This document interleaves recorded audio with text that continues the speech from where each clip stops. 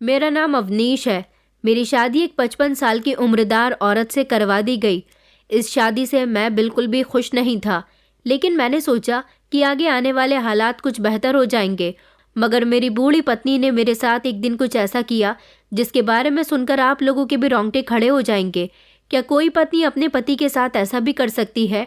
आप लोगों ने अपनी जिंदगी में सताए हुए, सहमे हुए, जख्मी लोग तो बहुत देखे होंगे, मगर मुझ जैसा लाचार बेटा, लाचार भाई और लाचार इंसान शायद कहीं नहीं देखा होगा।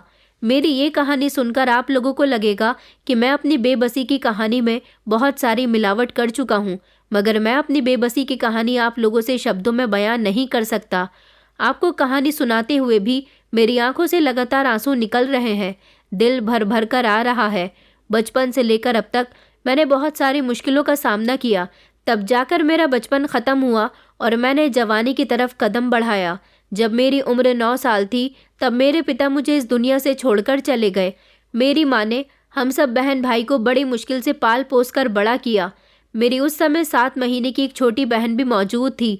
मुझसे छोटी मेरी बहन की उम्र 3 साल थी और एक बहन 6 साल की थी। हम 4 भाई बहन थे।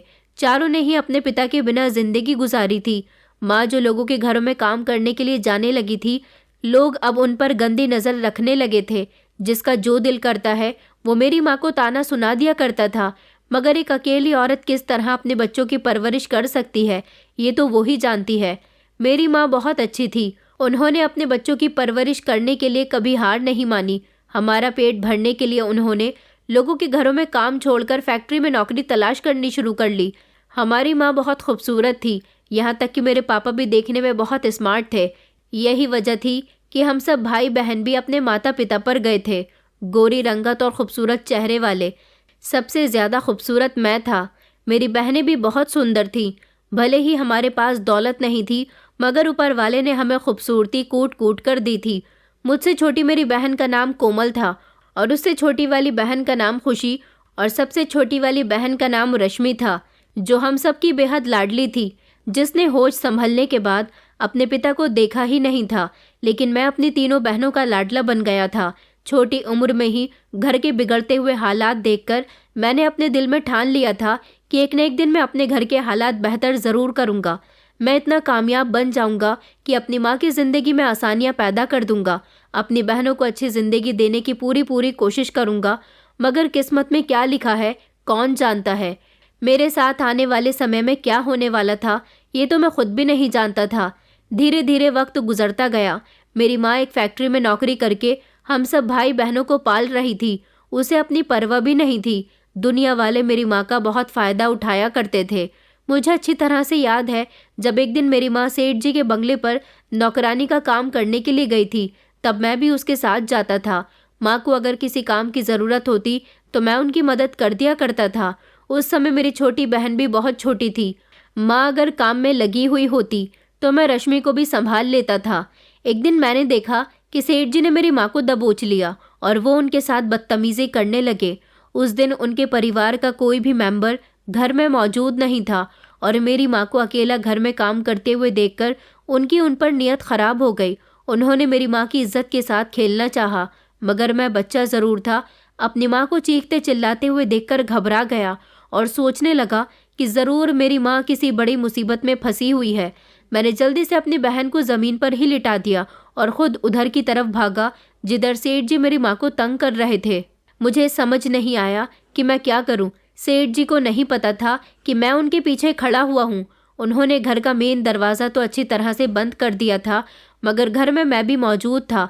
मेरी माँ ज़ोर ज़ोर से चीख रही थी और उनसे खुद को छुड़ाने की कोशिश कर रही थी, मगर वो दरिंदा मेरी माँ को छोड़ने के लिए तैयार ही नहीं था। मैं जल्दी से भागकर डंडा उठाकर लाया और मैंने पीछे से ही सेठ जी के सर पर वो डंडा ज़ोर से दे मारा। मैंने इतनी ज़ोर से डंडा मारा था कि सेठ जी के सर से खून निकलने लगा था। मेरी माँ डर गई। मैं अपनी माँ को लेकर जल्दी से निकल आया। उस दिन मुझे अपनी माँ पर बहुत अफसोस हुआ था। वो घर आकर बहुत रोई थी। वो मुझे और रश्मि को बहुत प्यार कर रही थी। बस इस छोटी सी उम्र से मेरे दिल में अपने घर के हालात सुधारने की लगन पैदा हो गई थी। माँ ने जब फैक्ट्री में काम करना शुरू किया तो मुझे तब भी अपनी माँ की फिक्र लगी रहती थी। मैं माँ से कहता था कि मैं आपके साथ फैक्ट्री चलता हूँ। माँ कहने लगी कि नहीं बेटा, वहाँ कोई परेशानी वाली बात नहीं है। वहाँ मुझे कोई तंग नहीं करेगा, क्योंकि फैक्ट्री में ज़्यादातर औरतें ही काम करती हैं। वो बच्चों के खिलौने बनाने वाली फैक्ट्री थी। वहाँ मेरी माँ इतने पैसे कमाकर तो ले ही आती थी कि हम लोगों का गुजारा हो जाता था। मेरी माँ बड़ी मेहनती थी। इधर घर में वो मुझे भाई बहन का ख्याल रखने के लिए छोड़ जाती थी। हम में से कोई भी पढ़ा लिखा नहीं था, क्योंकि इतनी महंगाई और गरीबी में माँ की इतनी मेहनत करने के बावजूद तो हमें 2 वक्त की रोटी मिलती थी। अच्छे कपड़े, अच्छा रहन सहन और पढ़ाई लिखाई तो दूर दूर तक हमें नसीब नहीं होनी थी। माँ जिस फैक्ट्री में काम करती थी वो फैक्ट्री बहुत दूर थी, इसलिए उन्हें कभी कभी घर आने में भी देर हो जाती थी। मेरी छोटी बहन कोमल, जो कि अब खाना बनाना सीख गई थी, खुशी और कोमल अपने नन्हे नाजुक हाथों से घर को भी संवार दिया करती थी और खाना भी बना लिया करती थी। हम सब एक दूसरे का सहारा थे। फिर वक्त इसी तरह से गुजरता गया और धीरे धीरे हम भाई बहन बड़े होते चले गए। देखते ही देखते मेरी उम्र 23 साल हो गई। मेरी माँ बूढ़ी हो चुकी थी। उनकी बूढ़ी हड्डियों में अब इतनी भी जान नहीं थी कि वो फैक्ट्री जाकर ज़्यादा मेहनत कर सके। 13 साल की उम्र से ही मैं कार सर्विस की दुकान पर लग गया था। वहाँ मुझे काम भी सीखने को मिलता था और दुकान का मालिक मुझे थोड़े बहुत पैसे भी दे दिया करता था। 18 साल की उम्र तक मैंने वहीं पर काम सीखा और उसके बाद मैं इस काम को सीखने में इतना परफेक्ट हो गया कि वहाँ के मालिक ने मुझे अपना लेफ्ट हैंड बना लिया। अब वो सारा काम मुझसे ही करवाते और मुझे महीने की सैलरी दिया करते थे। मैं बहुत खुश था, इसलिए मैंने अब माँ का फैक्ट्री जाना भी बंद करवा दिया था और ख़ुद दुकान पर खूब मेहनत करने लगा था। मुझे इतने पैसे तो मिल ही जाते थे जिनसे मेरी माँ घर का गुजारा आराम से कर लेती थी और हम सब लोग खुश भी रहने लगे थे। लेकिन कभी कभी इंसान की खूबसूरती उसे किसी ऐसी मुसीबत में डाल देती है जिसके बारे में उसे पता भी नहीं होता। जो लोग खूबसूरत नहीं होते वो लोग खूबसूरत बनने की ख्वाहिश करते हैं, सोचते हैं कि अगर हम खूबसूरत होते तो हमारी ज़िंदगी भी खूबसूरत लोगों की तरह अच्छी होती। लोगों को लगता है कि खूबसूरत लोगों को दुनिया बहुत पसंद करती है, लेकिन शायद आप लोग ये नहीं जानते कि ये दुनिया ना तो खूबसूरत लोगों को पसंद करती है और ना ही बदसूरत लोगों को। हर कोई सिर्फ उसे पसंद करता है जिससे उसका मतलब पूरा होता है। ये दुनिया मतलब की है और मतलब से ही इस दुनिया का गुजारा हो रहा है, आपका, मेरा और इस पूरी दुनिया के हर इंसान का। हमारे घर में धीरे धीरे खुशियाँ आने लगी थी, क्योंकि कभी कभी मैं अपने काम से घर वापस आता तो अपनी बहनों के लिए फ्रूट्स लेकर चला जाता था। कभी कोई त्योहार आता तो अपनी सभी बहनों के कपड़े खरीद कर लाता था। माँ को भी ये सब देखकर बहुत अच्छा लगता था। मेरी माँ अब मेरी शादी करवाना चाहती थी, लेकिन मैं नहीं चाहता था कि पहले मेरी शादी हो। मैं कोमल की शादी करना चाहता था, जो मुझसे छोटी थी और काफ़ी हद तक जवान भी हो गई थी। वैसे तो खुशी भी जवान थी, लेकिन अभी इतनी भी जवान नहीं हुई थी कि मैं उसकी शादी कर देता। सबसे छोटी रश्मि थी, सारा दिन घर में इधर से उधर खेलती फिरती थी। हालांकि उसकी उम्र अब काफ़ी हो गई थी, मगर फिर भी उसका बचपन नहीं गया था। घर के हालात कई सालों में ही सही मगर धीरे धीरे बेहतर हो गए थे, क्योंकि वक्त हमेशा एक जैसा नहीं रहता। वक्त की रफ्तार बढ़ जाती है, लेकिन धीरे धीरे वो बदलता रहता है। एक दिन मैं अपनी दुकान पर काम कर रहा था जब एक अमीर औरत की गाड़ी हमारी दुकान के बाहर आकर रुकी। उस औरत ने अपनी गाड़ी का शीशा खोला और मेरे मालिक से कहने लगी कि मुझे अपनी गाड़ी रिपेयर करवानी है। मेरे मालिक ने मुझे आवाज़ लगाई और कहने लगे कि ज़रा मैडम की गाड़ी चेक करो। मैं जैसे ही बाहर निकला, मैंने मैडम की गाड़ी चेक की तो उनकी गाड़ी में इतनी ख़राबी आ चुकी थी कि उनकी गाड़ी हमें अपने पास 24 घंटे तक रखनी थी और उसकी सर्विस में टाइम भी लग सकता था, मगर फिर भी हमने उन्हें 24 घंटे का समय दे दिया था। मैं इसी बारे में उस औरत से बात करने के लिए उसकी गाड़ी के शीशे के करीब गया। मैं उसे अभी यही सब कुछ बता रहा था जब मैंने नोटिस किया कि वो मेरी बात का कोई जवाब नहीं दे रही। वो तो बस लगातार मुझे देखती ही जा रही थी। उसकी नज़र मेरे चेहरे से हटी नहीं रही थी। वो दिन मेरी ज़िंदगी का सबसे ख़तरनाक दिन था। उसी दिन से मेरी ज़िंदगी में बर्बादियाँ आनी शुरू हो गई थी। उस औरत ने मुझे इतनी अजीब नज़र से देखा कि मुझे शर्मिंदगी महसूस होने लगी थी। उसने बड़ी प्यार से मेरी बात का जवाब दिया कि अच्छा ठीक है, मैं कल इसी समय आकर अपनी गाड़ी ले जाऊंगी। वो अपनी गाड़ी वहाँ छोड़कर दूसरी गाड़ी में बैठकर चली गई थी। उसने अपने ड्राइवर से हाथों हाथ दूसरी गाड़ी मंगवा ली थी। मैंने उसकी गाड़ी को रात तक ठीक कर दिया था और अगले दिन वो अपनी गाड़ी जब वहाँ दोबारा लेने आई तो फिर से वो मुझे घूर घूर कर देख रही थी। मैंने देखा था कि जब उसे मालिक को पैसे देने थे तो उसने उन्हें पैसे नहीं दिए, बल्कि मुझे अपने पास बुलाया और जितने पैसे उस गाड़ी की सर्विस की कीमत बनती थी उसने उन पैसों से भी ज़्यादा पैसे दिए।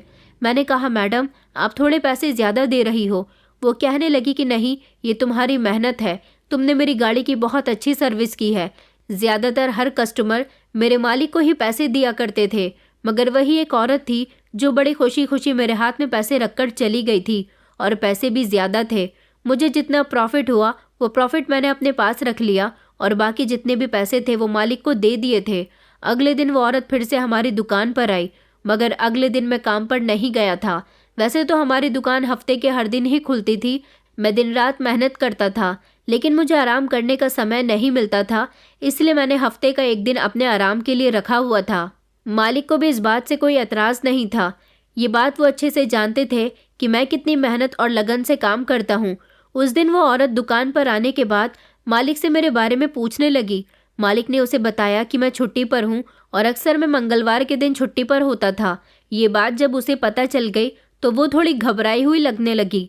न जाने उसे क्या प्रॉब्लम थी। उसने मालिक से कहा कि वो उसे मेरे घर का एड्रेस बता दे या फिर मेरा कॉन्टैक्ट नंबर दे दे ताकि वो मेरे घर आ सके। मालिक के पास मेरा कॉन्टैक्ट नंबर भी था और एड्रेस भी था, इसलिए उन्होंने उसे मेरे कॉन्टैक्ट नंबर के साथ साथ घर का एड्रेस भी दे दिया और वो मेरे घर का एड्रेस फॉलो करते हुए मेरे घर के दरवाजे तक आ गई थी। जब उसने मेरे घर का दरवाज़ा बजाया तो उस समय मैं अपने कमरे में सोया हुआ था, जबकि मेरी माँ बहनें घर के किसी न किसी काम में बिजी थी। उस समय दोपहर के 3 बज रहे थे और छुट्टी वाले दिन दोपहर के समय अक्सर मैं सो रहा होता था। मेरे घर का दरवाज़ा बजा तो उस समय मेरी बड़ी बहन कोमल ने खोला था। कोमल ने जब उससे पूछा कि जी आप कौन, तो उसने कहा कि मुझे अवनीश से मिलना है। मेरी बहन कहने लगी कि जी भैया तो इस समय सोए हुए हैं, आपको उनसे क्या काम है। वो कहने लगी कि मुझे उनसे बहुत ज़रूरी बात करनी है। मेरी बहन उसके पीछे खड़ी हुई बड़ी सी गाड़ी को देख चुकी थी, जबकि मेरी बहन बहुत हैरान हो रही थी। आज तक ऐसा कभी नहीं हुआ था कि इतनी बड़ी गाड़ी में बैठकर कोई अमीर औरत हमारे घर के दरवाजे तक पहुंची हो और फिर वो मुझे तलाश करते हुए आई हो। मेरी बहन ने उसे दरवाजे पर ही ठहरने के लिए कहा और वो खुद जल्दी से घर के अंदर जाकर माँ और बहनों को ये बात बताने लगी। माँ ने कहा कि रुको, मैं देखती हूँ कि कौन आया है। माँ ने भी उस औरत से यही सवाल किया। उसने कहा कि आप लोगों को ज़्यादा हैरान होने की ज़रूरत नहीं है, मैं आपके बेटे से ही मिलने के लिए आई हूँ, मुझे उससे कुछ ज़रूरी बात करनी है। मेरी माँ जल्दी से कमरे के अंदर आई और उन्होंने मुझे झंझोड़कर उठाने की कोशिश की।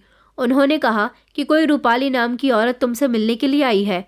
रूपाली नाम भी मैं पहली बार सुन रहा था, क्योंकि इस नाम की मैं किसी भी औरत को नहीं जानता था। माँ ने कहा कि बेटा एक बार उठकर देख लो, उसने कहा है कि उसे तुमसे कोई ज़रूरी काम है। मैंने सोचा कि मेरा कोई कस्टमर होगा, मगर फिर मैं ये सोचकर गुस्सा करने लगा कि जो भी कस्टमर है उसे मेरे घर का एड्रेस किसने दिया, वो मेरे घर तक कैसे पहुंचा। ये काम तो मैं दुकान पर ही करता हूँ। फिलहाल मैं झट से उठा और अपने घर के दरवाजे पर पहुंचा तो उस औरत को वहां पर देखकर हैरान रह गया। वो औरत कहने लगी कि तुम मुझे पहचान गए होंगे। हाँ, मैं उस औरत को पहचान गया था। मैं उसकी शक्ल कैसे भूल सकता था। ये औरत खूबसूरत तो थी, इसकी उम्र लगभग 55 साल या उससे ज़्यादा ही होगी, क्योंकि उसके चेहरे से उसकी उम्र साफ नज़र आ रही थी। यहाँ तक कि उसके चेहरे पर झुर्रियाँ भी महसूस हो रही थी। लेकिन अमीर लोग पैसे की ताकत से अपने आप को सुंदर बनाने की काफ़ी कोशिश करते हैं, मगर उम्र का एक हिस्सा ऐसा भी आता है जब इंसान अपनी उम्र कितनी ही छुपाने की कोशिश कर ले, लेकिन अपनी बढ़ती हुई उम्र को लोगों के सामने दिखने से नहीं रोक सकता। इस औरत ने मुझसे कहा था कि मुझे आपसे ज़रूरी बात करनी है। कस्टमर लोगों को मैं अपने घर के अंदर नहीं ला सकता था, भले ही वो औरत हो या फिर मर्द। मेरे घर में जवान बहनें थीं। मैं खामोशी से उस औरत के साथ घर से बाहर निकल गया। चाय के एक होटल पर जाकर मैंने उससे बातचीत की। वहाँ चाय पीते हुए उस औरत ने मुझसे बड़ी ही अजीब बात कही थी, जिसे सुनकर मैं चौंक गया था। उस औरत का कहना था कि मैं तुमसे शादी करना चाहती हूँ, तुम मुझे पसंद आ गए हो। उसकी बात सुनकर तो जैसे मेरे होश उड़ गए थे, बल्कि काफ़ी देर तक तो मुझे उसकी कही हुई बातों पर विश्वास भी नहीं हो रहा था कि ये औरत एक तरह से जो कह रही है वो सच है या फिर मेरा वहम है, मैं ही कुछ गलत सुन रहा हूँ। मगर उसने जब दोबारा से ये बात दोहराई तो मेरे होश उड़ गए। मैंने कहा, आप ये क्या कह रही हो? शादी करना कोई गुड्डे गुड़ियों का खेल है जो आपने कहा, और मैंने फ़ौरन आपकी बात मान ली। वो कहने लगी कि मुझे पता था कि तुम इतनी आसानी से मेरी बात नहीं मानोगे। देखो, मैंने तुम्हारा घर देखा है, टूटा फूटा छोटा सा घर, गरीबी भरी जिंदगी। आखिर तुम्हें ऐसी जिंदगी क्या दे सकती है? सिर्फ गरीबी के अलावा कुछ भी नहीं। मुझसे शादी कर लोगे तो तुम्हारी ज़िंदगी बदल जाएगी। मैं तुम्हें पैसों में इतना तोल दूंगी कि तुम्हें कभी किसी चीज़ की कमी नहीं होगी। बताओ, मेरा ऑफ़र मंजूर है? मैंने उसकी बात सुनकर कुछ देर तक तो सोच विचार किया, लेकिन फिर उसके बाद मैंने उसके इस फैसले से साफ इनकार कर दिया और मैं वहाँ से उठकर जाने लगा। वो कहने लगी कि इस बारे में सोचना ज़रूर। तुम्हारे मुझसे शादी करने पर सिर्फ तुम्हारी ज़िंदगी ही नहीं, बल्कि तुम्हारी बहनें और तुम्हारी माँ की भी ज़िंदगी बदल जाएगी। वो बोलती रही, मगर मैंने उसको पलटकर नहीं देखा। वो सच में कोई पागल औरत थी। पहली बार की ही मुलाकात को मोहब्बत समझ बैठी थी और उसने मुझे शादी के लिए प्रपोज भी कर दिया था। मुझे उसकी ये हरकत कुछ ठीक नहीं लगी थी। कहाँ मैं जवान खूबसूरत लड़का और कहाँ वो इतनी उम्रदार औरत। उसके तो मेरी उम्र के ही बच्चे होंगे। इस उम्र में उसे मुझ जैसे लड़के से शादी करने की क्या सोच रही थी। फिलहाल मैं घर आ गया, लेकिन वो औरत इतनी आसानी से हार मानने वाली नहीं थी। उसका नाम रूपाली था और वो बहुत अमीर औरत थी, शायद इतनी अमीर कि अपने पैसे की ताकत से कुछ भी खरीद सकती थी। मैं घर आया तो माँ मुझसे पूछने लगी कि बेटा, वो कौन औरत थी और तुमसे क्या कह रही थी? मगर मैंने माँ को ये कहकर टाल दिया था कि वो मेरी कोई कस्टमर थी, अपनी गाड़ी की मुझसे ही सर्विस करवाना चाहती है। उसी रात रूपाली जी ने मेरे नंबर पर कॉल की और वो मुझे कॉल करके परेशान करने लगी। बार बार मुझे मैसेज करती और बार बार मुझसे एक ही सवाल करती कि अगर तुम मुझसे शादी के लिए राज़ी हो जाओ तो मैं तुम्हें मालामाल कर दूंगी। मगर मैंने उसे खूब इग्नोर किया। मैं उसकी कोई भी बात सुनने के लिए तैयार नहीं था। मैं समझ गया था कि वो मुझे अपने लालच में लेना चाहती है, लेकिन मैं उसके लालच में आने वालों में से नहीं था। भले ही मैं एक खूबसूरत और जवान लड़का था, इसका जवाब ये तो नहीं कि मैं उस जैसी अपनी उम्र से बड़ी औरत से शादी कर लेता जिसका मेरे साथ दूर दूर तक भी कोई मैच नहीं था। फिलहाल वो काफ़ी दिनों तक मुझे इसी तरह से परेशान करती रही। मैंने उसके बारे में अपने घर में कोई जिक्र नहीं किया था। कई बार वो मेरी दुकान पर भी मुझसे बातचीत करने के लिए आई थी, मगर मैंने उसे सख्त मना कर दिया था कि तुम्हें यहाँ आने की कोई ज़रूरत नहीं है। मैं किसी भी हद तक तुम्हारी बात नहीं मानूंगा, चाहे तुम मुझे अपनी दौलत का कितना ही लालच क्यों ना दो। मुझे ऐसी दौलत की कोई ज़रूरत नहीं है। वो मुझे फ़ोन करके परेशान करने लगी, मैसेजेस करने लगी, लेकिन मैं उसे हर तरह से इग्नोर करने लगा था। एक दिन तो उसने हद ही कर दी थी। जब मैं रात को अपने घर आया तो उस दिन मैंने देखा कि मेरी माँ मुझे बहुत खुश नज़र आ रही थी।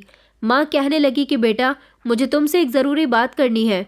मुझे पता है कि ये बात तुम्हारे लिए ठीक नहीं है, मगर मैं क्या करूँ, मेरी मजबूरी मेरे आड़े आ जाती है। अब तुम्हारी ज़िंदगी बदलने वाली है। भगवान ने तुम्हारी ज़िंदगी में एक ऐसा इंसान भेज दिया है जो तुम्हें इन मुसीबतों से निकाल देगा। अब तुम्हें कोई मेहनत मजदूरी नहीं करनी पड़ेगी। मैंने माँ से कहा, मुझे आपकी कोई बात समझ नहीं आ रही।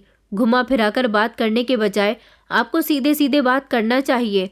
माँ कहने लगी कि अच्छा तो ठीक है, सुनो, आज तुम्हारे लिए एक रिश्ता आया है। मैंने कहा, अच्छा, कहाँ से आया है? माँ कहने लगी कि बेटा, वो बहुत अमीर औरत है। इस पर मेरी माँ ने मुझसे नज़र चुराई थी और मेरी बहनों की तरफ देखा था।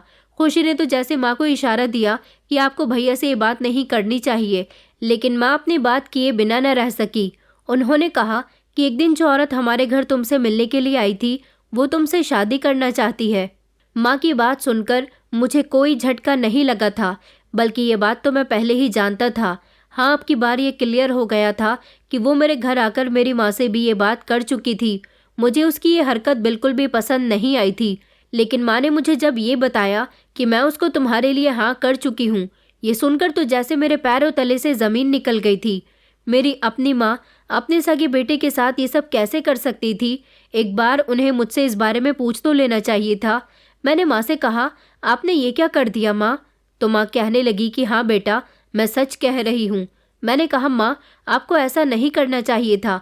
रूपाली जी तो न जाने कब से मुझे अपनी बातों में फंसाने की कोशिश कर रही है, मगर मैं उसकी बातों में फंसने वालों में से नहीं हूँ। मुझे आपसे तो इतनी बेवकूफ़ी की उम्मीद नहीं थी।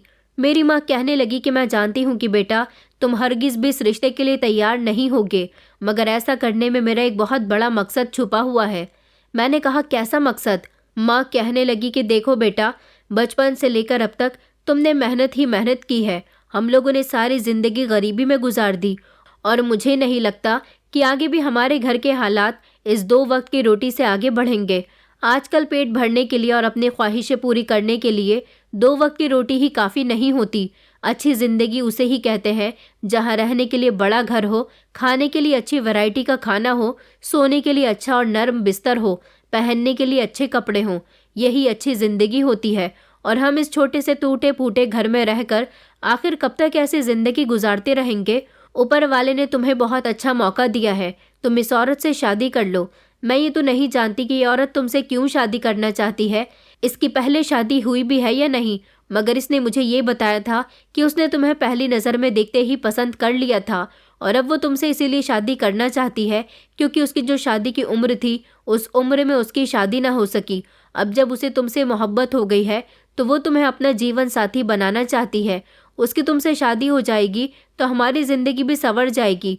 वो हमें इतने पैसे देगी कि तुम्हारी बहनों की शादी भी अच्छे घर में हो सकेगी और तुम उसकी दौलत के हकदार बन जाओगे। मैंने कहा, माँ, ये सब तो उसने मुझे भी बताया था, मैं उसके लालच में नहीं आया, मगर मुझे आपसे ऐसी उम्मीद नहीं थी कि आप उसके लालच में आ सकती हो। आपने अपना लालच और अपनी बेटियों का लालच पूरा करने के लिए अपनी बेटी की शादी एक ऐसी औरत से करवाने का फैसला कर लिया जो आपके बेटे से बहुत बड़ी है। मुझे इस बात पर बहुत गुस्सा आया और मैं गुस्से से ही घर से निकल आया था। लेकिन जब बाद में मैं दोबारा घर गया तो मैंने देखा कि मेरी माँ जिद लगाए बैठी थी कि तुम्हारी शादी होगी तो रूपाली जी से ही होगी। माँ मेरी बात मानने के लिए तैयार नहीं थी। उन्होंने रूपाली को भरोसा दिला दिया था कि वो मुझे मना लेंगी, लेकिन मैं नहीं मानने वाला था। मैं समझ गया था कि मेरी माँ की आंखों पर लालच की पट्टी बंध गई है। मैंने माँ से कहा था, अगर आपने मेरे साथ ज़बरदस्ती करने की कोशिश की तो मैं इस घर से भाग जाऊंगा। और माँ ने कहा था कि अगर तुमने मेरी बात नहीं मानी तो मैं ये घर छोड़कर चली जाऊंगी, फिर तुम अकेले इस घर में रहते रहना। मैं बहुत परेशान था, मैं करूँ तो क्या करूँ।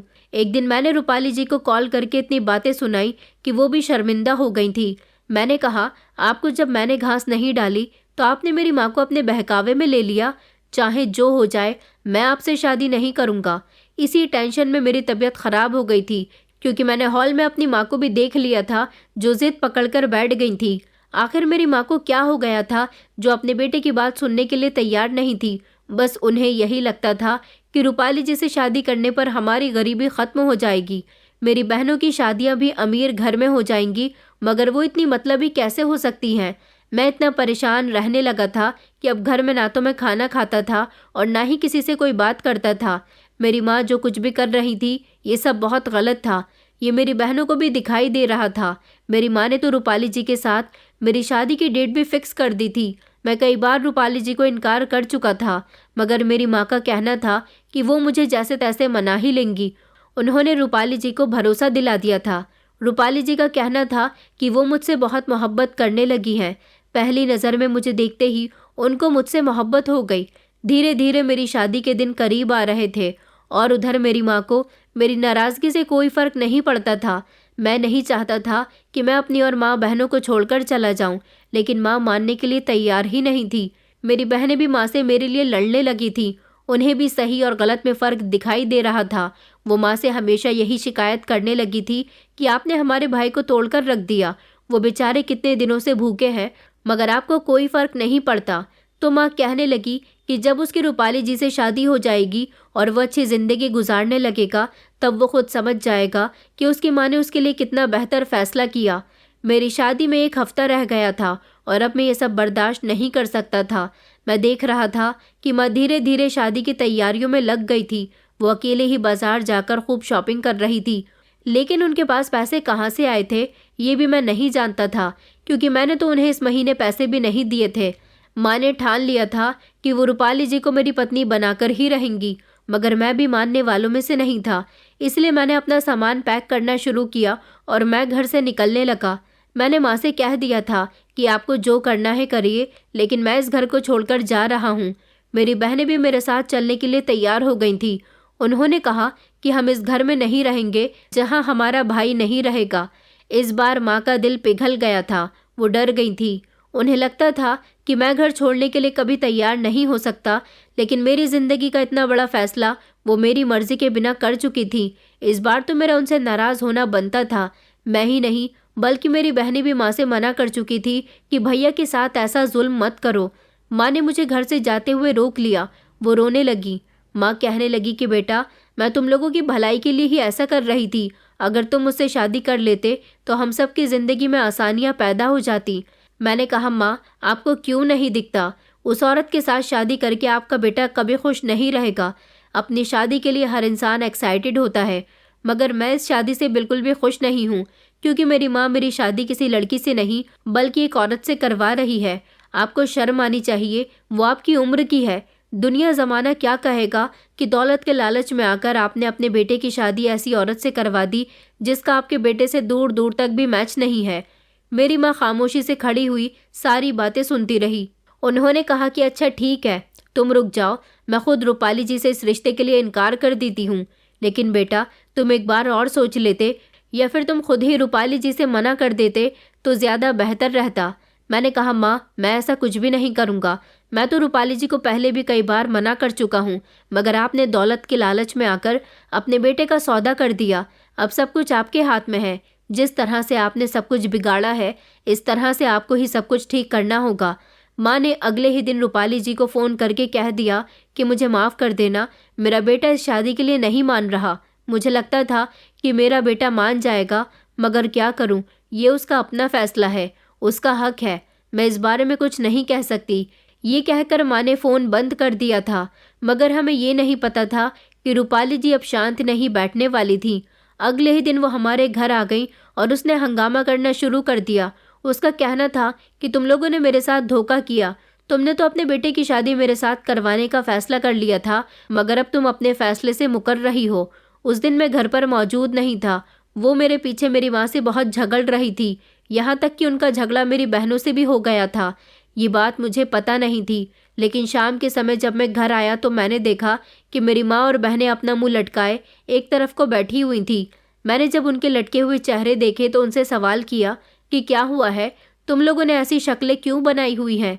रश्मि भागती हुई मेरे करीब आई और मेरे गले से लग गई।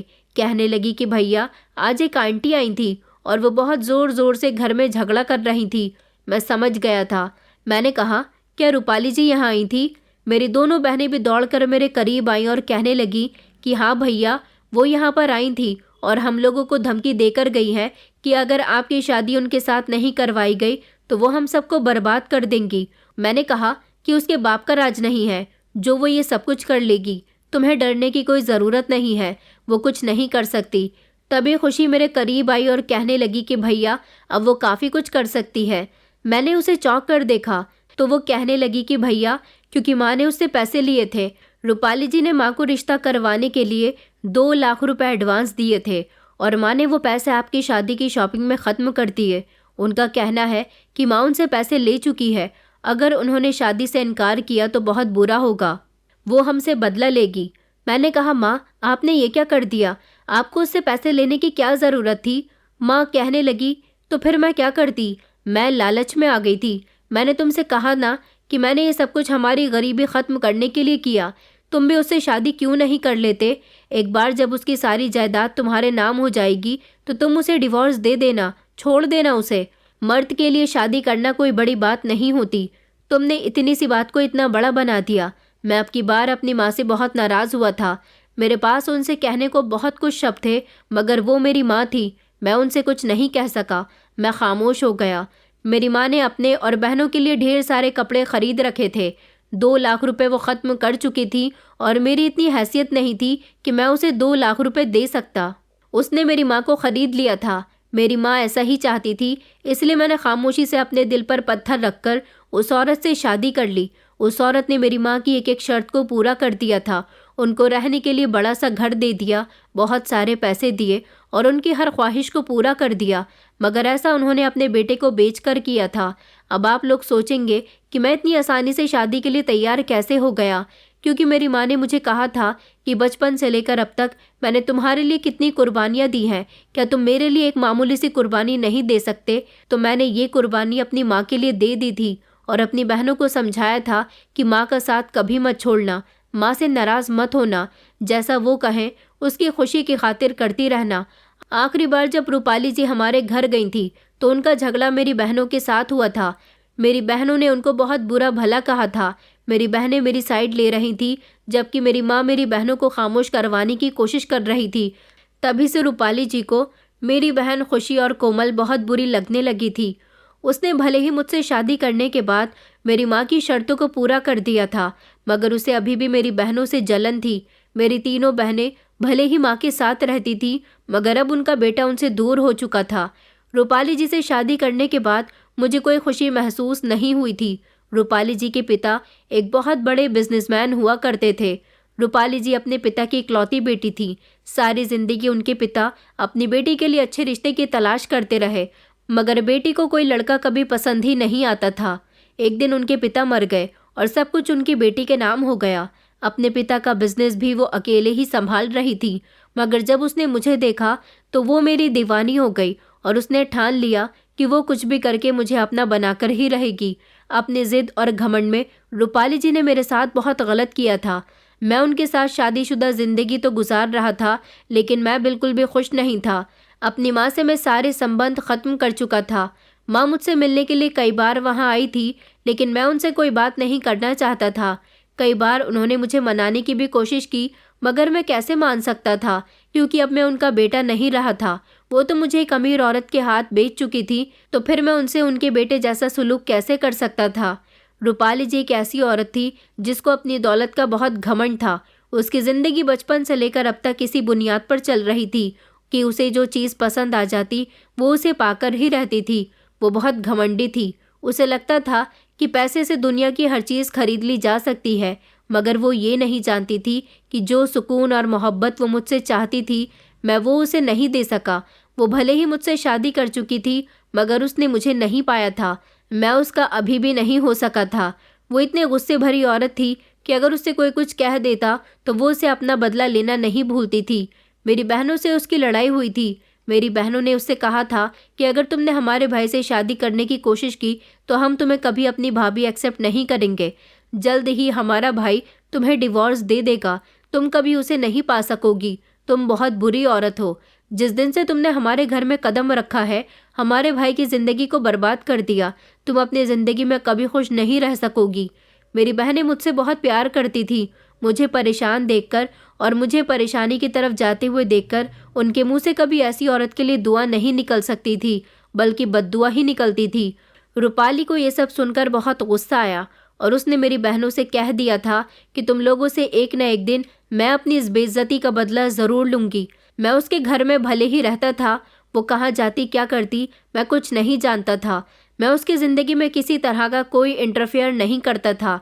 वो इस शादी से बहुत खुश थी। अपनी सारी दोस्तों और रिश्तेदारों को दिखाया करती थी कि मेरी शादी भले ही देर से हुई है, मगर मेरा पति बहुत सुंदर और कम उम्र का है। लोगों को हैरानी होती थी कि इस जैसी औरत को ऐसा लड़का कैसे मिल सकता है, मगर लोग क्या जानते थे कि उसने ज़बरदस्ती मुझसे शादी की थी। एक दिन मुझे पता चला कि मेरी माँ ने मेरी दोनों बहनों का रिश्ता बहुत अच्छे घर में तय कर दिया। पहले तो मेरी माँ कहती थी कि वो सिर्फ कोमल की शादी करेंगी, लेकिन अब उन्होंने खुशी की भी शादी करने का फैसला कर लिया था। मेरी बहनों की शादी के दिन करीब आ गए थे। मैंने अपनी बहनों से बात की थी। उनसे पूछा था कि कहीं माँ ने मेरी ही तरह तो तुम्हारी ज़िंदगी बर्बाद करने के बारे में नहीं सोचा। तो वो कहने लगी कि नहीं भैया, हमारी शादी माँ अच्छे घर में करवाने जा रही है। लड़के बहुत अच्छे हैं। मेरी बहनें इस शादी से बहुत खुश थीं। उनके चेहरे पर खुशी देखकर मुझे एक अजीब तरह की तसल्ली हो गई थी। भले ही मेरी माँ ने मेरे साथ जो किया हो, मगर उन्होंने मेरी बहनों के लिए बेहतर सोचा था। दोनों की ससुराल बहुत अच्छी थी। दोनों की ससुराल वाले खाते पीते लोग थे। लड़के पढ़े लिखे थे और अच्छी नौकरी करते थे। मेरी दोनों बहनों की शादी हुई तो मेरी माँ रूपाली जी के घर पर हम दोनों को इनवाइट करने के लिए आई थी, लेकिन मैंने इस शादी में जाने से साफ इनकार कर दिया। रूपाली से तो मैं कोई बात नहीं करता था। रूपाली ने ये बात मुझे शादी के पहली रात ही समझा दी थी कि तुम मुझे डिवोर्स देना चाहो तब भी नहीं दे सकते, क्योंकि मैंने एक कॉन्ट्रैक्ट किया है। तुम मुझे मेरी मर्जी के खिलाफ जाकर डिवोर्स नहीं दे सकते। मैंने कहा, मगर मैंने ऐसे किसी कॉन्ट्रैक्ट पर साइन नहीं किया। मैं ऐसे किसी कॉन्ट्रैक्ट को नहीं मानता। तो वो कहने लगी कि तुम्हारा साइन करना मेरे लिए बहुत ज़रूरी नहीं है। मैं जानती हूँ कि तुम पढ़े लिखे नहीं हो। तुम्हारा अंगूठा ही तुम्हारे लिए काफ़ी है। शादी से पहले जब तुम अपने घर पर गहरी नींद में सो रहे थे, तब तुम्हारी माँ ने उन पेपर्स पर तुम्हारा अंगूठा लगवाकर वो पेपर्स मुझे दे दिए थे। मुझे बड़ी हैरानी हुई थी कि मेरी माँ ने मेरे साथ कितनी चालाकी की थी। मैं जिस दुकान पर काम किया करता था, रूपाली जी से शादी करने के बाद मैंने वहाँ की भी नौकरी छोड़ दी थी, क्योंकि रूपाली जी ने अब मुझे अपना बिजनेस सौंप दिया था, लेकिन मैं उसके बिजनेस में कोई इंटरेस्ट नहीं लेता था। सारा दिन खुद को कमरे में बंद रखता था। मैंने अपनी बहनों की शादी में जाने से साफ इनकार कर दिया था। उनकी शादी में भी रूपाली ही गई थी, लेकिन मैं अपनी बहनों के सर पर हाथ रखना चाहता था। मैं खामोशी से शादी हॉल चला गया और जिस समय मेरी बहनों के विदा होने का समय हुआ तो मैं चोरी चुपके दुल्हन वाले कमरे में चला गया और वहां जाकर उनको आशीर्वाद देकर खामोशी से वापस आ गया था, ताकि मुझे कोई देख न सके। मैं अपनी माँ से नाराज़ था और अपनी इस नाराज़गी को मैं कभी ख़त्म नहीं करना चाहता था। मेरी बहनों की शादी को 2 दिन गुजरे तो एक अजीब सी खबर मुझे मिली। वो ये थी कि मेरी दोनों बहनों की शादी हुई थी, उन दोनों के पति एक साथ मर गए। ये बड़ी ही अजीब खबर थी, जबकि मेरी दोनों ही बहनें अलग अलग घरों में विदा होकर गई थी। ऐसा कैसे हो सकता था कि उनके पतियों की मौत हो गई? मैं जब अपनी बहनों की ससुराल पहुंचा तो दोनों ही बहनों का रो रो कर बहुत बुरा हाल हो रहा था। दोनों ही अपने घरों में बुरी तरह से रो रही थी। अभी वो 24 घंटे की दुल्हन थी और पूरे 24 घंटे के बाद ही वो विधवा हो गई। मेरी दोनों बहनों के साथ जो हुआ था वो बड़ा ही खतरनाक था। मेरे दिल को उसने बहुत ही तकलीफ पहुंचाई थी। उनके साथ ऐसा नहीं होना चाहिए था। मेरी माँ भी बिलक बिलक कर रो रही थी। कुछ समय गुजरा तो मेरी दोनों बहनें वापस अपने मायके आ गई थी। वो मुझे बहुत याद करती थी। मैं उनसे घर पर मिलने चला जाता था, मगर माँ से कोई बात नहीं करता था। इधर रूपाली जी धीरे धीरे मेरे नज़दीक आने की कोशिश करती थी, मगर मैं उसे खुद से दूर कर देता था। कई दिन इसी तरह से गुजर गए। मैं अपने आप को बहुत बेबस और लाचार महसूस कर रहा था, जो अपनी बहनों के लिए कुछ न कर सका। ये भी जानने की कोशिश न कर सका कि एक ही दिन वो दोनों विधवा कैसे हो सकती हैं। उनकी तकलीफ मुझे अंदर से खाए जा रही थी। लेकिन जब ये खबर मुझे पता चली कि उन दोनों से बदला लिया गया है, उन दोनों के पतियों को जिसने मारा था वो कोई और नहीं बल्कि रूपाली थी। एक दिन मैंने रूपाली को किसी से फ़ोन पर बातें करते हुए सुना था। वो ज़ोर ज़ोर से हंस रही थी और कह रही थी कि अवनीश की दोनों बहनें जो मुझे कोस रही थी, आज वो अपनी किस्मत को बुरी तरह से रो रही हैं। मेरे साथ कभी ऐसा नहीं हुआ कि मैंने किसी से बदला न लिया हो। अवनीश नहीं जानता कि मुझे किसी से बदला लेकर कितनी खुशी मिलती है। वो दोनों विधवा हो गई और अब अपने मायके में खामोशी से बैठी हुई हैं। ये बात सुनकर तो जैसे मैं आग बबूला हो गया था। मुझे बहुत गुस्सा आया और उसी समय में दरवाजे को झटके से खोलता हुआ रूपाली जी के करीब पहुंचा और उनसे सवाल किया कि तुमने मेरी बहनों के साथ ऐसा क्यों किया? तुमने क्यों पैसे की इतनी ताकत दिखाई? तुमने आखिर ऐसा क्यों किया? तुम्हारी मेरी बहनों से क्या दुश्मनी थी? तब उसने मुझे बताया कि मेरी तुम्हारी बहनों से लड़ाई हुई थी और उन्होंने मुझे अपने घर में बिठाकर बहुत जलील किया था। कभी ऐसा नहीं हुआ कि मुझे किसी ने जलील किया हो। मैं किसी की इंसल्ट बर्दाश्त नहीं करती। तुमने भी मुझे बहुत जलील किया है। तुम भी हमेशा मुझे फ़ोन करके शादी से इनकार करते रहते थे। तुम्हारी बहनों को तकलीफ़ पहुंचाकर मुझे बहुत खुशी मिली है, क्योंकि जब बहनों को तकलीफ़ पहुंचेगी तो भाई को भी तकलीफ़ पहुंचेगी ना। ये कहकर वो ज़ोर ज़ोर से हंस रही थी। इस समय मुझे वो किसी दुश्मन से कम दिखाई नहीं दे रही थी। मैंने गुस्से से उसे देखा। मैंने कहा, मैं तुम्हें डिवोर्स दे दूंगा। वो कहने लगी कि मेरे पास कॉन्ट्रैक्ट है, कॉन्ट्रैक्ट के मुताबिक तुम मुझे डिवोर्स दे भी दोगे तब भी मैं तुमसे अलग नहीं हो सकती। मैंने कहा, तो ठीक है, मेरी जान चली जाएगी तब तो तुम मुझसे अलग हो जाओगी ना। मेरी बात सुनकर जैसे उसे ज़ोरदार झटका लगा था। वो कहने लगी कि नहीं, तुम ऐसा कुछ नहीं करोगे। अगर तुमने ऐसा कुछ किया तो अच्छा नहीं होगा। मैंने कहा, मेरे पास अब कोई रास्ता नहीं है। मुझे तुमसे छुटकारा पाने के लिए कुछ ना कुछ तो करना ही होगा। मैंने हाथ में चाकू उठाया और अपनी नस काट ली। मुझे लगा था कि मैं इस दुनिया से चला जाऊंगा, मगर मेरी बदकिस्मती थी कि मैं जिंदा बच गया था। जब मैंने अस्पताल में अपनी आँख खोली तो मेरे करीब मेरी माँ बैठी हुई थी। उस समय पुलिस भी वहाँ पर मौजूद थी। पुलिस को किसने बुलाया ये तो मैं नहीं जानता था, लेकिन पुलिस मेरा बयान लेना चाहती थी। पुलिस का कहना था कि तुम्हें किसने मारने की कोशिश की, क्योंकि तुम्हारी माँ ने पुलिस में कंप्लेंट दर्ज करवाई है कि इस शहर की सबसे बड़ी इंडस्ट्रियल कंपनी की मालकिन रूपाली सक्सेना ने तुम्हें मारने की कोशिश की है और तुम उनके पति हो। हम तुम्हारा बयान दर्ज करना चाहते हैं। आखिर उन्होंने तुम्हारे साथ ऐसा क्यों किया? मैंने पुलिस को सब कुछ सच सच बता दिया था। पुलिस ने मेरे बयान रिकॉर्ड कर लिए थे, मगर अभी भी रूपाली जी खामोश बैठने वालों में से नहीं थी। रूपाली जी ने पुलिस को वो कॉन्ट्रैक्ट दिखाया जिस पर मेरे अंगूठे का निशान था, मगर मेरी माँ ने इस बार अपने बेटे की साइड ली थी। उनसे भी जितनी गलतियाँ हुई थी उन्होंने सब पुलिस को बता दी थी। उन्होंने बता दिया था कि मेरी माँ लालच में आ गई थी और उन्होंने ही अंगूठे के निशान धोखे से उन पेपर्स पर लिए थे और वो पेपर रूपाली जी के हवाले कर दिए। मैंने पुलिस को ये भी बता दिया था कि मेरी दोनों बहनों के पतियों को भी इन्होंने ही मरवाया था। कोमल के पति का तो कार एक्सीडेंट करवाया गया था, जबकि खुशी के पति की मौत सोते समय दम घुटने की वजह से हुई थी। रूपाली जी ने खुशी के घर की नौकरानी को पैसे देकर खरीद लिया था और उस नौकरानी से ये काम करवाया था। नौकरानी ने खामोशी से खुशी के कमरे में जाकर रात के अंधेरे में उसके पति के मुंह पर तकिया रख दिया और उस समय खुशी गहरी नींद में थी, इसलिए उसे कुछ पता न चल सका। उसके पति ने अपने हाथ पैर हिलाने की भी कोशिश की, मगर शादी की थकान की वजह से मेरी बहन बहुत थकी हुई थी। उसे बहुत गहरी नींद आ रही थी और उसे पता ही नहीं चल सका कि उसके पति के साथ क्या हो रहा है। रूपाली जी अपनी कोई भी सच्चाई उगलने के लिए तैयार नहीं थी। मैंने पुलिस के सामने कह दिया था कि मैं इस औरत के साथ नहीं रहना चाहता। अगर इस औरत ने मुझे अपने साथ रखा तो मैं इस दुनिया को छोड़कर चला जाऊंगा। रूपाली जी उस समय बहुत परेशान थी। वो कुछ भी करके मुझे छोड़ना नहीं चाहती थी, मगर इस समय एक ऐसे इंसान की एंट्री हुई जिसने मुझे बचा लिया था। वो थे रूपाली जी के चाचा, जो अपनी भतीजी की हर हरकत से अच्छी तरह से वाकिफ थे। वो जानते थे कि उनकी भतीजी कितनी जिद्दी और बिगड़ी हुई है।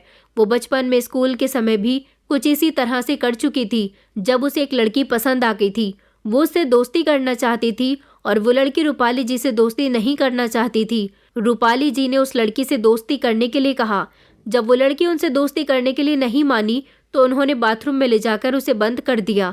रूपाली जी वक्त के साथ साथ एक ऐसी इंसान बन गई थी जिसे हमेशा सिर्फ अपनी फिक्र रहती थी, जो हमेशा अपनी ख्वाहिशों को पूरा करने के लिए जीती थी, चाहे वो दूसरों की ख्वाहिशों को मार कर ही क्यों ना अपनी ख्वाहिशों को पूरा करें। पुलिस को उनके चाचा जी ने बता दिया था कि रूपाली बचपन से ही ऐसी है। रूपाली जी के चाचा जी की उम्र काफ़ी थी, मगर जब उन्हें पता चला कि रूपाली जी ने शादी कर ली है और किसी ऐसे लड़के से शादी की है जो सिर्फ 22 साल की उम्र का है, तब वो समझ गए थे कि इस बार भी रूपाली ने कुछ गलत किया होगा। उस लड़के ने ज़रूर किसी मुसीबत में आकर शादी की होगी। उन्हें साथ ही साथ अपने भाई की दौलत की भी फिक्र थी, इसलिए उन्होंने अपनी भतीजी के खिलाफ एक्शन लिया। पुलिस ने कहा कि रूपाली की दिमागी कंडीशन ठीक नहीं है। जब ये लड़का इसके साथ कोई संबंध ही नहीं रखना चाहता तो इस कॉन्ट्रैक्ट को भी नहीं मानना चाहिए। मगर रूपाली जी चीख चीख कर कह रही थी कि मैं अवनीश से प्यार करती हूँ, मैं इसे नहीं छोड़ सकती। अस्पताल में ही यह हंगामा चल रहा था। जब उनकी बात किसी ने नहीं मानी तो उन्होंने कहा कि अगर अवनीश मेरा नहीं हो सकता तो किसी का भी नहीं होगा। पहले मैं इसे जान से मार दूंगी और फिर खुद मर जाऊंगी। उन्होंने भागकर पुलिस इंस्पेक्टर की जेब से बंदूक निकालनी चाही। वो पहले मुझे मारना चाहती थी और बाद में खुद को। उनके चाचा की कही हुई बात सब लोगों के सामने साबित हो गई थी कि वो दिमागी तौर पर कमज़ोर है। उसकी दिमागी हालत ऐसी है कि वो दूसरों को नुकसान पहुंचा सकती है।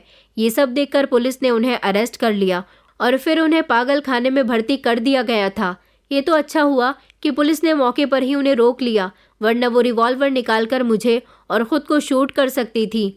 ऐसा इसलिए हुआ था क्योंकि बचपन से ही उनके माता पिता ने उनकी हर ख्वाहिश को पूरा किया था। उन्होंने अपनी बेटी की शादी भी इसीलिए नहीं की थी क्योंकि उनकी बेटी के दिल को अभी तक कोई भाया नहीं था। और फिर इसी दौरान उनके माता पिता की मौत हो गई। लेकिन माता पिता की मौत होने से उनकी ज़िंदगी पर कोई फ़र्क नहीं पड़ा था, क्योंकि वो उनके लिए इतनी दौलत छोड़ गए थे कि वो अपनी सारी ज़िंदगी अपने माता पिता के बिना भी गुजार सकती थी। यही वजह थी कि उनकी इतनी उम्र हो गई थी और वो शादी किसी ऐसे ही इंसान से करना चाहती थी जो उसे पसंद आ जाए। फ़िलहाल पुलिस उन्हें अपने साथ लेकर जा चुकी थी। मैं इस बड़ी मुसीबत से निकल गया था। मेरी माँ से मैं अभी भी नाराज़ था। मेरी माँ रो रो कर मुझसे माफ़ी मांग रही थी। मेरी माँ की एक छोटी सी गलती ने मेरी और मेरी दोनों बहनों की ज़िंदगी को बर्बाद कर दिया था। उसी समय अगर मेरी माँ रूपाली जी को रिश्ते से साफ इनकार कर देती तो बात इतनी आगे न बढ़ती, लेकिन मेरे साथ ये सब कुछ होना ही था। कुछ माता पिता ऐसे होते हैं जो अपने बच्चों की सारी ख्वाहिशें पूरी करने के चक्कर में उनकी दिमागी हालत को आने वाले समय में कमज़ोर कर देते हैं और उन बच्चों को उनके लिए ही घमंडी बना देते हैं। कुछ डिमांड्स ऐसी होती हैं जो हमें पूरी नहीं करनी चाहिए और कुछ ऐसी डिमांड्स जो हमारे बच्चों के लिए हानिकारक है, और ऐसे डिमांड से आप लोग भी सावधान रहिए और जितना हो सके अपने बच्चों की उन बातों को मानने की कोशिश करिए जो जायज़ हैं। जो बातें गलत हैं उनको बिल्कुल भी नहीं मानिए। ऐसा ना हो कि समझदारी की उम्र में आकर भी वो इंसान अपने आप में ही घमंडी रहे। दोस्तों, उम्मीद करती हूँ आपको हमारी कहानी पसंद आई होगी। कहानी पसंद आई है तो वीडियो को लाइक करें, चैनल पर नए हैं तो चैनल को सब्सक्राइब करें और हाँ, नोटिफिकेशन बेल को ज़रूर दबाएं ताकि अगली अपडेट सबसे पहले आपको मिले।